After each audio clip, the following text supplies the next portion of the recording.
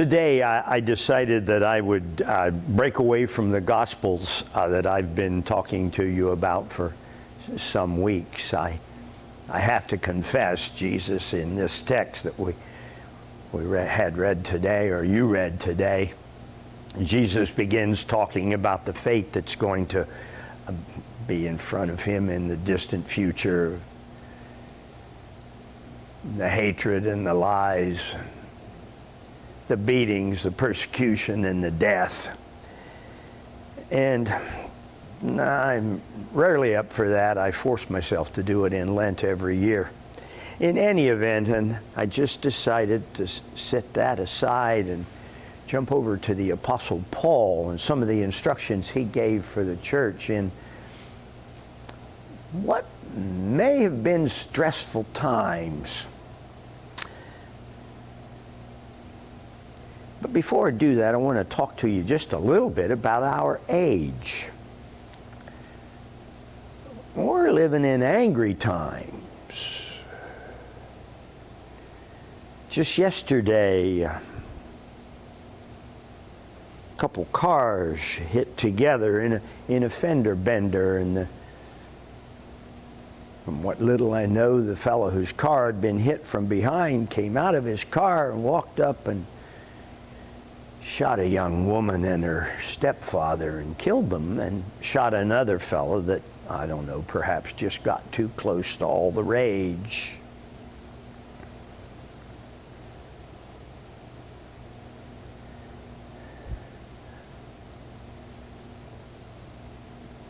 And then I saw a video. There is a woman walking by and she sees another lady coming in her direction, and that lady doesn't have a mask on, so she reaches out and smacks her in the face, just in the mouth and nose.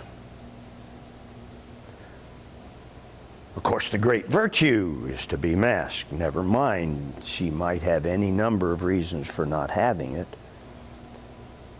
That was assault, but if the slapper had just done this moments before, it's perhaps assault with a deadly weapon.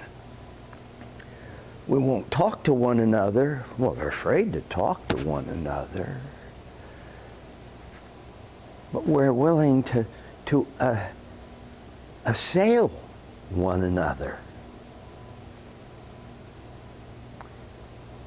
I don't think my son will see this. Let me tell you a little story. My son's become a COVID-19 fanatic. They recently borrowed a canoe that his sister and I built 35 years ago, I suppose. Went on vacation. I wanted to throw it in the creek again, so I drove to town with my truck to pick up the canoe. It's 17 and a half feet long. As I approached the house, he ran back in to get a mask. I had a mask in my pocket in case they would invite me into the house. I knew that would be important to them. And we walked in the backyard and picked up the canoe. I didn't keep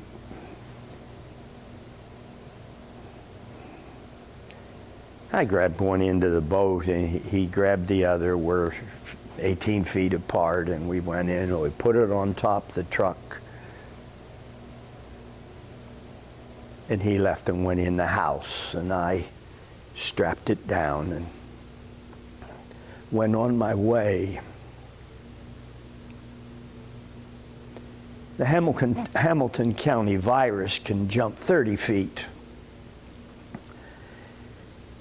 And they must have bought sunscreen and passed it out.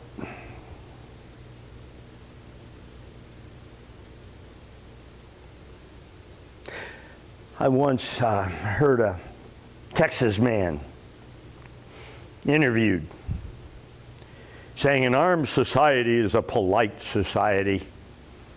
Perhaps so, and it took me back to the 18th century when, you'll remember, as people meet, you've probably seen Pride and Prejudice, and they meet and everybody nods. They step forward and be more of a flourish if this is a highborn person. The 18th century in this country, everything is choreographed in words, and you don't go too far. And if you do go too far, someone might demand satisfaction, and you'll stand apart from one another with muskets and shoot, and perhaps someone will die.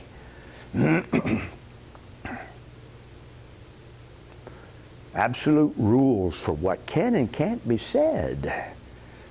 And so we're quiet. We have few exchanges. And now we're told an accident of birth can make you unworthy. Perhaps even to work, hold a job, or even maintain control of your property.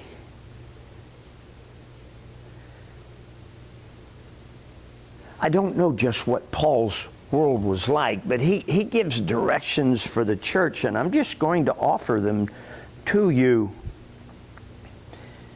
This is labeled Marks of the True Christian, and this is going to be tough in this age.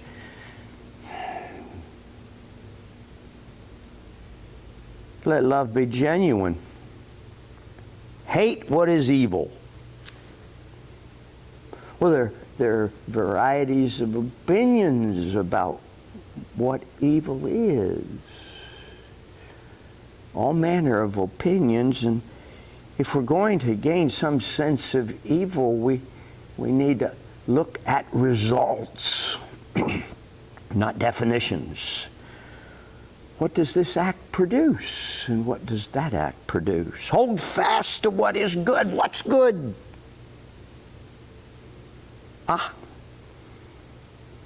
Love one another with mutual affection, even if they slap you in the face. Outdo one another in showing honor. Wow, what a goal in these times when so much dishonor is being shown. Do not lag in zeal. Be ardent in spirit. Serve the Lord. Rejoice in hope. Be patient in suffering. Persevere in prayer. Contribute to the needs of the saints. Extend hospitality to strangers. Bless those who persecute you. Bless and do not curse them. Rejoice with those who rejoice. Weep with those who weep. Live in harmony with one another. Do not be haughty, but associate with the lowly. Do not claim to be wiser than you are. Do not repay anyone evil for evil, but take thought for what is noble in the sight of all. If it is possible, so far as it depends on you, live peaceably with all. Beloved, never avenge yourselves, but leave room for the wrath of God. For it is written, vengeance is mine, I will repay, says the Lord.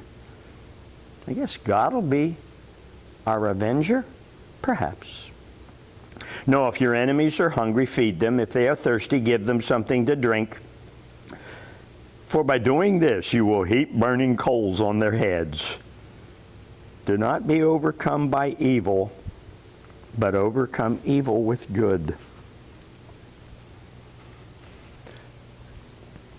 I wonder if Paul wrote those words with a big smile on his face, knowing that by being kind in horrible situations, it'll heap coals on their head. That must be a recommendation for being passive-aggressive. But they are words to think about in an age when hate thrives.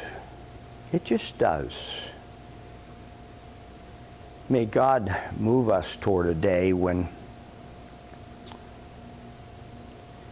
hate might fade and love might be able to thrive.